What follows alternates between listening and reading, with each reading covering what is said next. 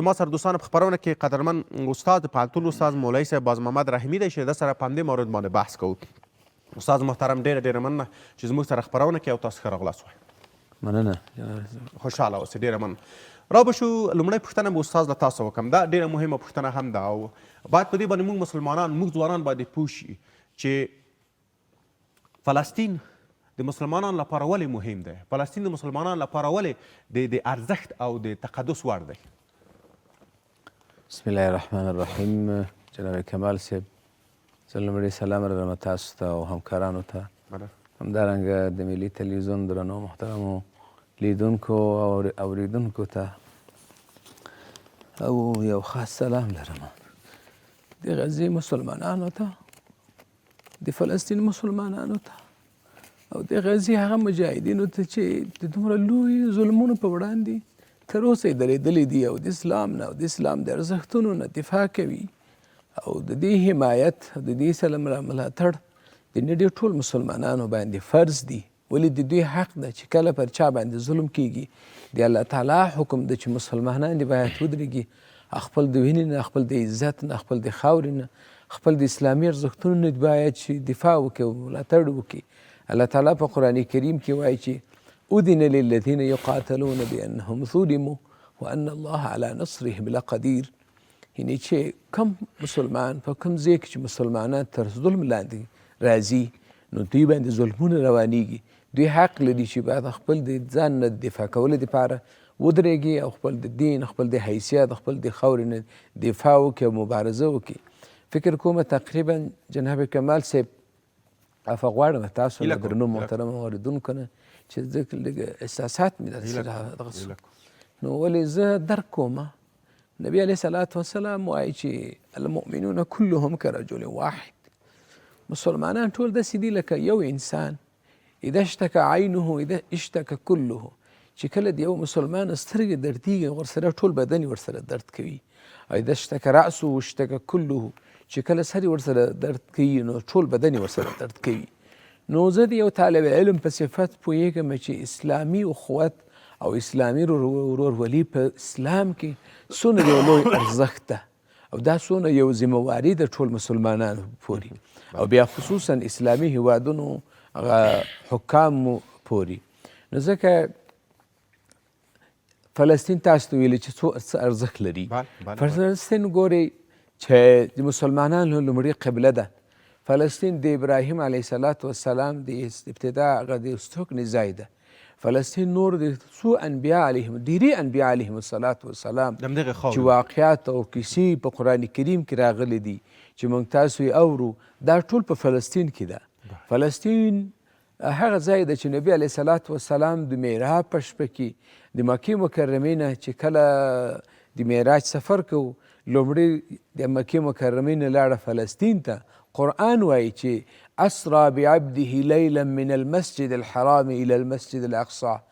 یعنی پاک دی هغه ذات چې خپل بنده چې نبی علیه صلات وسلام دی هغه یې بوته په شپه کې د بیت الحرام نه او فلسطین ته بیت الاقصی ته چې دا بیت المقدس دی او نبی علیه صلات وسلام دلته کې نو امامت وکړو په دغه فلسطین کې د نبی علیه السلام د امامت ځای دی او فلسطین هغه ځای دی چې ټول انبیا علیهم الصلات وسلام دلته راټول سو او نبی علیه صلات وسلام په امامت باندې لمونځ وکړ. فلسطین هغه ځای دی چې نبی علیه صلات وسلام د دغه فلسطین نه بیت المقدس نه آسمان ته پورته کړی سو او هلته دینی احکامات ورباندې نازل سو چې اوس په نړۍ ټول مسلمانانو مکلفیت لري چې د الله تعالی دغه احکامات باید په ځای کې پلی کې ترسره کړي. فلسطین د اسلامي هویت ده. فلسطین د مسلمانانو ارزښت ده. فلسطین د مسلمانانو او د اسلامي هیوادونو او په ځانګړې توګه د اسلامي هیوادونو هغه حاکمانو عمراو حکامو ارزښت دی د نړۍ په سطح باندې. زه فکر کوم جناب کمال صاحب دا ډېر د تاسف ځای ده. سعودي عربستان په اسلامي تاریخ کې یو لوی ارزښت ده، یو لوی حیثیت ده. د سعودي عربستان ملکان دي پوسي، محمد بن سلمان دي واوري چې سعودي عربستان یوازې څو عربانو پورې اله نه نیسي. سعودي عربستان د مسلمانانو قبله ده. په هغه کې حرمین شریفین ده، په هغه کې د مسلمانانو ستر پیغمبر او نه د دوی یوازې ملکیت دی دا د ټولو مسلمانانو ملکیت دی. بالکل د مسلمانانو ستر پیغمبر حضرت محمد رسول الله صلی الله علیه وسلم پکې خښ دي، خلفای راشدین پکې خښ دي او صحابه کرامو پکې خوښ دي. دا ټول هغه ارزښتونه دي چې نه یوازې محمد بن سلمان یا نور د عرب ملکانو پورې، بلکې دا د ټول مسلمانانو هویت ده او د ټول مسلمانانو ارزښت ده.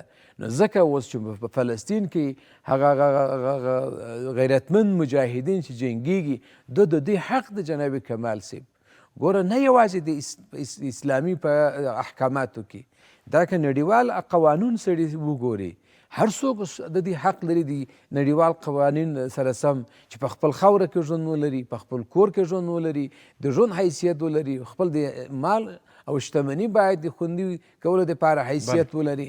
دا هغه قوانین چې هم په اسلام کې دي هم په نړیوالو قوانینو کې ده. د فلسطین مسلمانان هیڅکله د اسلام یا د نړیوال کوم خلاف قانون کار نه ده کړی چې نن سبا ټول کفري ظالم صفاق او خونخوار حکام راټولیږي او د څو فلسطینیانو په وړاندې جنګیږي، دغه ظلمونه یې خپل کړي دي. ډېره جالبه ماته دا د قدرمن مولوي صاحب چې تاسو وګورئ ټوله نړۍ زبرځواکونه راټول دي د یو څو فلسطینیانو، یعنې هر ورځ دوی د اسرائیلو ظلمونه ګوري، اسرائیل ګوري چې هلته ظلمونه کوي، هلته وحشت کوي، هلته بریت کوي، په ځای دی چې دوی هغه ورته ووایي چې دا کار مه کوه، لا نور هم پسې تشویقوي، لا نور هم وسلې ورکوي، لا نور هم ورته دوی ته په اصطلاح هغه لار هواروي. راځم اوس دغه پوښتنه کومه چې ولې د یهودو ته دغه منطقه مهمه ده؟ یهود ولې؟ ځکه یهود هم یو اړخ دوی هغه خپل عقیدوي اړخ دوی دلته بیانوي. یهود څه غواړي په دغه منطقه کې؟ او ولې د دوی دومره تر هغه د انسانیت له چوکاټ څخه وتلي دي، دومره د حتی ته باور په خدای وکړه هیڅ یو ژوی هغه که حیوان وي که حشره وي هیڅ هم د دوی سره تشبیه وړ نه دي چې دوی سره سړی تشبیه کړي. دوی هغه حالت ته رسېدلي دي او په فلسطینیانو باندې په عام ولس په مظلومو مسلمانانو باندې دوی ظلم شروع کړی. جناب کمال صاحب داسې دی چې الله تعالی تقریبا 1,40,000 یا دین روایت په اساس 2,40,000 کم یا زیات انبیا علیهم الصلاة والسلام را لیږلي دي د انسانانو د لارښوونې دپاره. اکثر دغه انبیا چې دي دا د بني اسرائیلو د قوم نه راستل شوي دي. نبی علیه السلام وایي چې کان بنو اسرائیل تسوسهم الانبیا، په بني اسرائیل کې به سیاست او د خلکو مشرتابه او رهبري به انبیا علیهم الصلاة والسلام کو.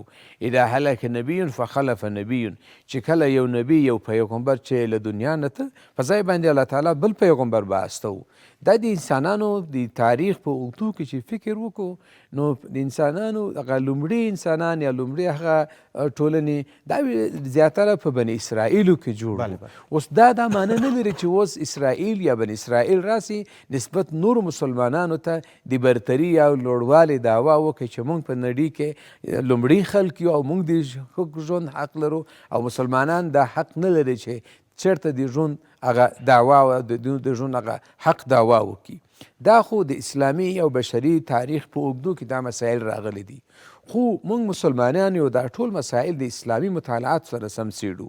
په اسلامي مطالعاتو کې جناب کمال صاحب نبی علیه الصلاة والسلام آخرین پیغمبر ده او قرآن کریم آخرین دین ده او کتاب د خدای ده، بخښنه غواړم، او اسلام او شریعت د الله تعالی آخرین دین او قانون ده. ټول انسانانو پورې دا اړه نیسي.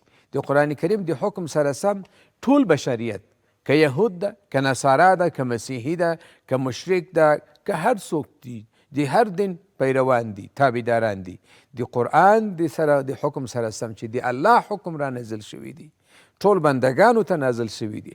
د ټول د دې مسئولیت لري چې باید اسلام دین ومني، د قرآن د قوانینو تابعداران سي او الله تعالی حق حکمونه چې نازل کړي دي ټول پر ځان باندې پلي کړي.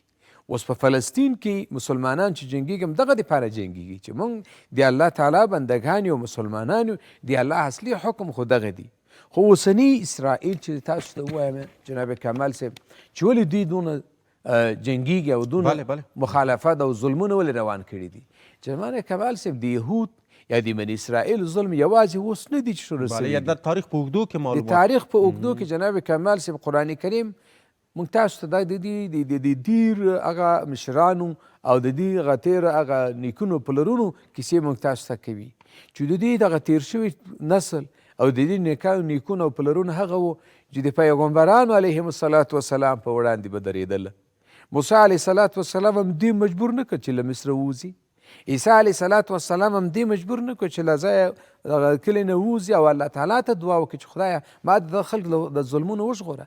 الله تعالی اسمانونو ته پورته کړه. همدغه خلق نه و چې یحیی علیه السلام یې ژوندی 2 ټوټه کړ.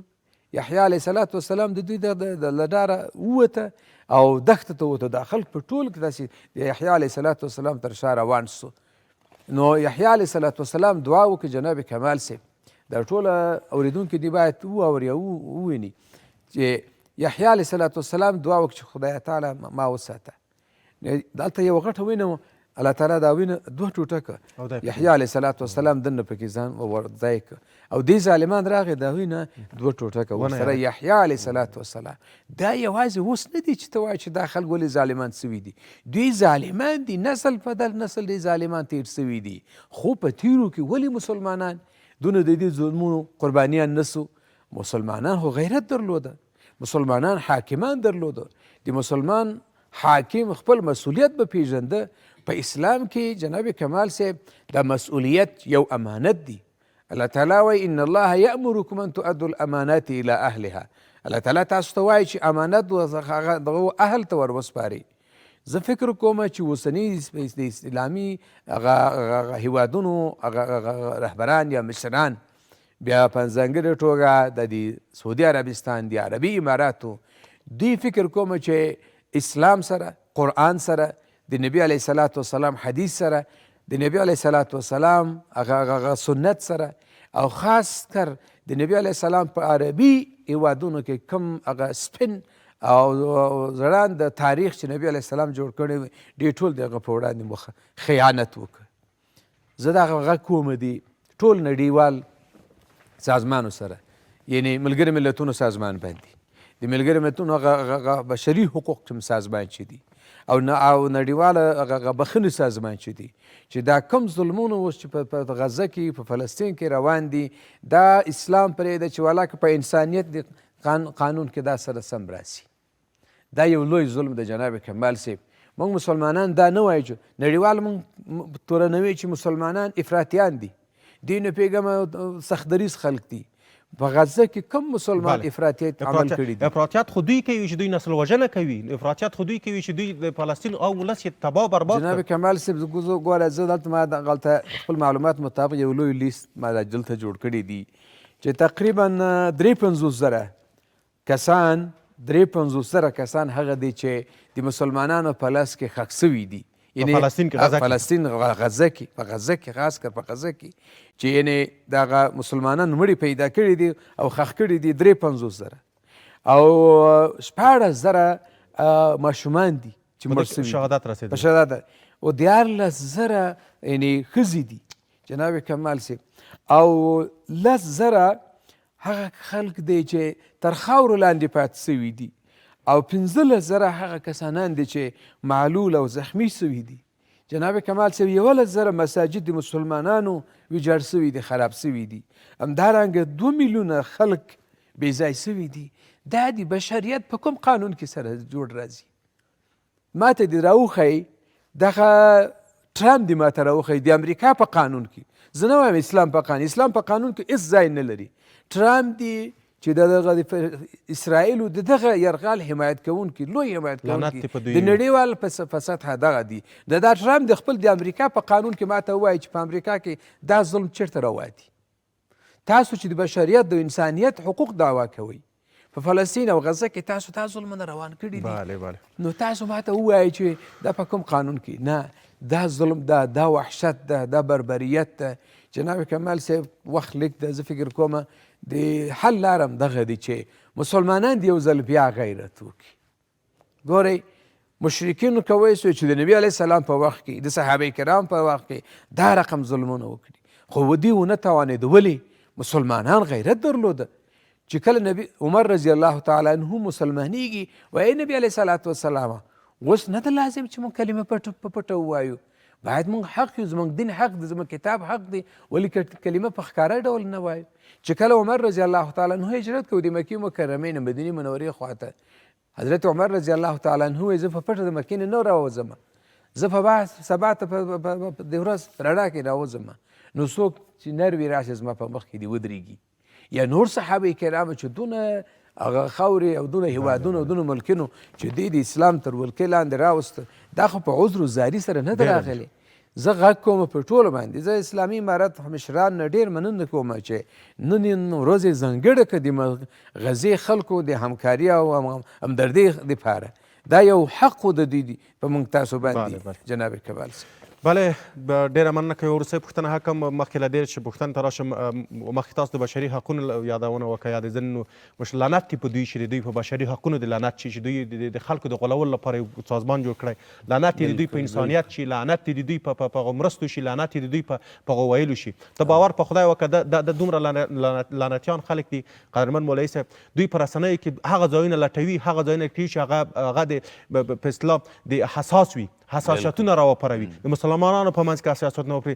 دغه لعنتیان د ټولو نه غټ لعنتیان همدغه دي. همدغه اسرائیل ته دوی وخت ورکړی، همدغه اسرائیل دوی ملاتړ کوي، همدغه ته دوی وسلې ورکوي، همدغه ته دوی پیسې ورکوي، همدغه ته دوی همدغه اوس هغه ګنبد طلایي ورته وایي، هغه څه شي ورته وایي چې د دوی په خاوره باندې راکېټونه ونه لګي، همدغه امریکا ورته جوړه کړې. لعنت یې په دوی چې دوی بیا د بشریت چغې وهي.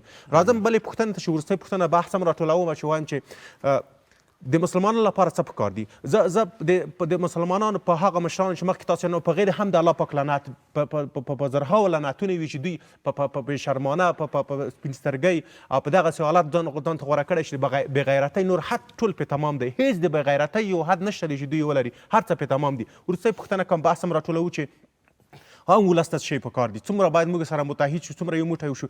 زه ډېر افسوس کوم کله بیخي ماته ژړا راځي چې موږ مسلمانان ولې دومره بې اتفاقه یو. تاسو باور وکړئ همدغه یهود سره یو موټی دي چې دومره بریالي دي مولوي صاحب. د نړۍ په هر ګوټ کې چې یهود دی د اسرائیلي ملاتړ کوي.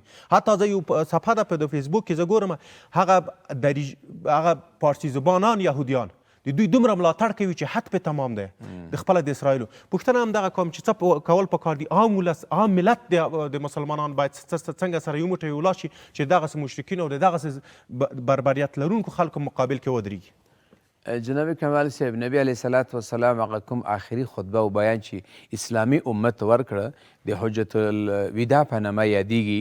نبی علیه صلات وسلام دغه کې ویلې یو توصیه وکړه ټول امت ته، وایي ګورئ مسلمانانو، تاسو یو مهاجر مسلمانان یاستئ چې د مکې نه مدینې ته تللی یاستئ، او بل انصار مسلمانان دي چې د مدینې منورې مسلمانان دي. مهاجر خو ډېر سوي دي، ولې د مدینې منورې سربیره نور ډېرې داسې خاورې چې د مسلمانانو تر ولکې لاندې راغلي دي، د انصار غیر مسلمانان ډېر سوي دي. تاسو ډېر یاستئ، داسې مه کوئ چې کله چې ډېرې او د کمي په نامه باندې تاسو د انصار مسلمانانو په حق کې خیانت وکړئ. دا څه معنا ورکوي جناب کمال صاحب؟ یعنې هر چېرته کوم مسلمان چې د ظلم لاندې چې کله چې راځي نو دغه نور مسلمانانو باندې د دوی حق کیږي چې ورسره باید مل دوی سره یو موټی یو لاس شي. نن سبا په فلسطین کې او بیا په خصوصا په غزه کې چې کوم حالات زموږ مسلمانانو ورونو او خویندو میندو باندې راغلي دي، د دې ملاتړ او د دې حمایت ټول نړۍ مسلمانانو باندې فرض دي. اول اسلامي هیوادونو حکام، سربراهان، ملکان او پاچاهان باندې فرض دي. ګوره نبی علیه صلات وسلام په حدیث کې ویلي دي جناب کمال صاحب چې قیامت په ورځ هیڅ یو ملک، هیڅ یو د یو ملک د یو هیواد باچا به اجازه نه لري چې خپل مځکه نه پورته کړي مګر د دې چې الله تعالی ته خپل جواب مکمل نه ورکړي. ګوره قیامت روز باید دی په مخ راولي، باید خپل مسؤلیت باید دی ادا کړي. او وروسته د دې بیا اسلامي هیوادونو دغه کم سازمان چې دی د نړۍ په سطحه دې مسؤلیت لري چې اسلامي هیوادونو مشران دی باید یو موټی کې متحد کې سره په یو غږ د غزې او د فلسطین د مسلمانانو د همغږۍ غږ باید پورته کړي، د دې د مظلومیت د ملاتړ باید غږ پورته کړي، د دې کافرانو او ظالمانو دغه کم تیری چې دی د دې مخه باید دی ونیسي. او بل جناب کمال صاحب د ټول اسلامي امت دپاره مسلمانانو دپاره دا وایي چې حد اقل که نور نسی کولی. نن الحمدلله په افغانستان کې د عمومي توګه اعتراض د په دې موضوع باندې نن د جمعې ورځ ده د مسجد امامان او د جامع جومات خطیبان او ټول مسلمانان به راوځي سړکو ته د دې اعتراضي خپل دغه ښیي خپل چلن او خپل حرکت خپل غبرګون ښیي. نو زه وایم چې دا یوازې د افغانستان پورې باید محدود نه وي، باید هر ورځ د نړۍ په سطحه هر یو اسلامي هیواد دې پورته سي او دا غږ دې باید پورته کړي تر څو چې د نړۍ ظالمان غوږه پورې دا د دې مسلمانانو دا غږ ورسیږي او دا شخړې او دا د تجاوز مخنیوي باید وسي. او دریم جناب کمال صاحب زه خو توان نه لرم، زه خو یو فرد یم. الله تعالی وایي واعد لهم استطعتم من قوه ومن رباط الخیل. دښمن چې هر قوت ته ځان رسوي نو تاسو هم ورته ورسوئ. هغه قوه څه شي دی؟ من رباط الخیل. نبی علیه السلام قرآن وایي چې تاسو به د دې په وړاندې خپل هغه جهادي کاروانونه روان کوي. داسې نه دی چې دی راځي موږ باندې تیرې کوي او موږ ورته خاندو او ورته وژاړو. نه، باید زه غږ کوم پر ټول اسلامي نړیو باندې چې د دې د تجاوز او د تیرې په مقابل کې دی خپل پوځیان خپل هغه نظامي قوت باید چې وکاروي او د دې په وړاندې تر څو چې دغه چا خبره وایي جواب ترکي به ترکي باید دده شود او ترکي د جنگ جواب زه درته زه وایم که زه د یو اسلامي هیواد حاکم وی ما دغه جنگ دغه جهاد روان کړی، ولې د الله تعالی د حکم سره سم د جهاد ټول مسلمانانو باندې اوس فرض شوی ده. ډیره مننه د پوهنتون استاد قدرمن مولوي صاحب باز محمد رحیمي چې زموږ سره خپرونه کې ګډون وکړ. تاسو ته په چارو کې بریا وغواړم.